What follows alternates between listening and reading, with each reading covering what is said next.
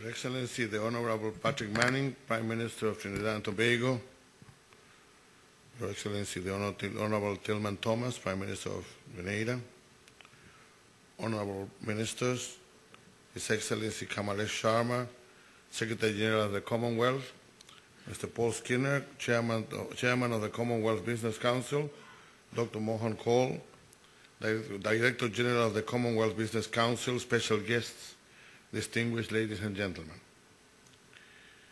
It is my great honor and privilege to be here with you in Port of Spain, Trinidad and Tobago,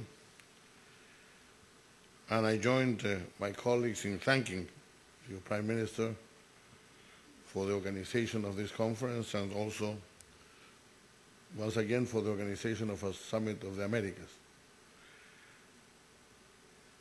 I bring you greetings from the Organization of American States, an organization founded in 1948 as a successor of the Pan American Union, which was created in the 19th century, and into which all 35 independent nations of the Americas belong.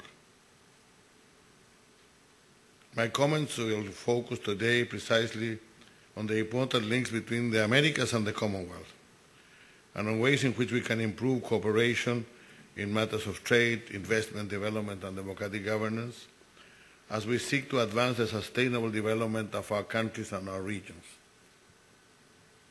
As I said before, Pan American Union and the OAS are over 100 years of hemispheric history. But major changes in our organization began about 40 years ago. Up to that moment, the OAS was mainly the United States and 20 more Latin American nations, including Haiti, of course, but basically the Latin American nations. In 1967, Trinidad and Tobago led the Caribbean countries in joining the Organization of American States. 11 Commonwealth Caribbean independent states followed, and then Canada. And in that way, they altered the culture of the OAS in a decisive and positive way.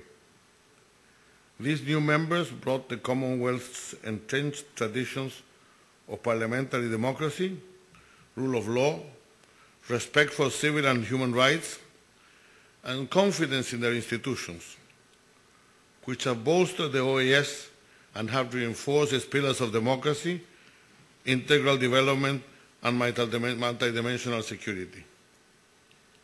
Moreover, with the addition of the Caribbean states of Suriname and of Canada, the OAS has become truly a full representative of the diverse peoples and cultures of the Americas.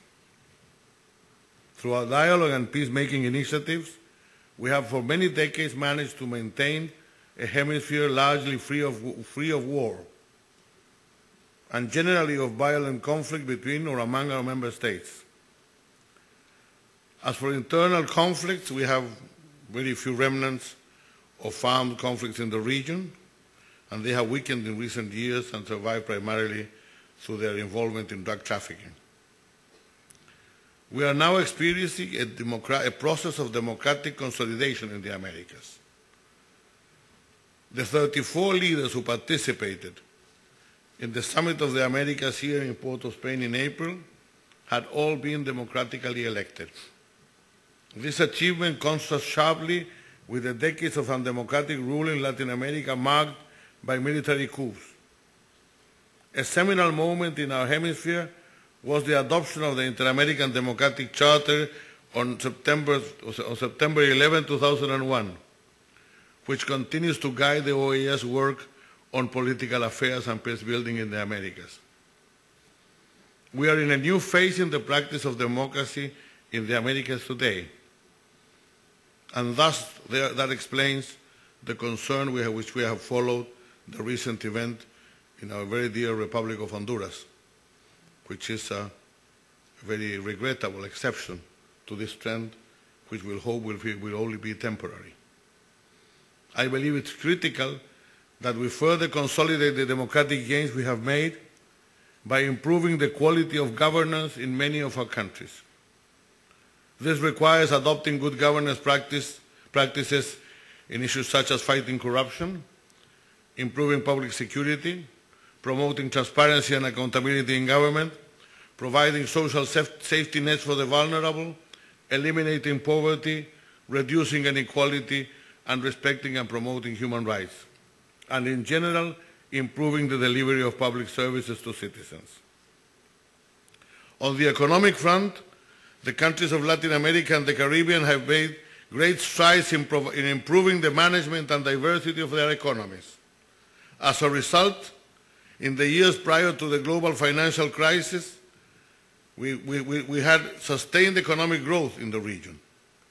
And while there is no question that the economic recession has hit the Americas hard, many of the countries in Latin America and the Caribbean have proven to be more resilient than what experts have expected.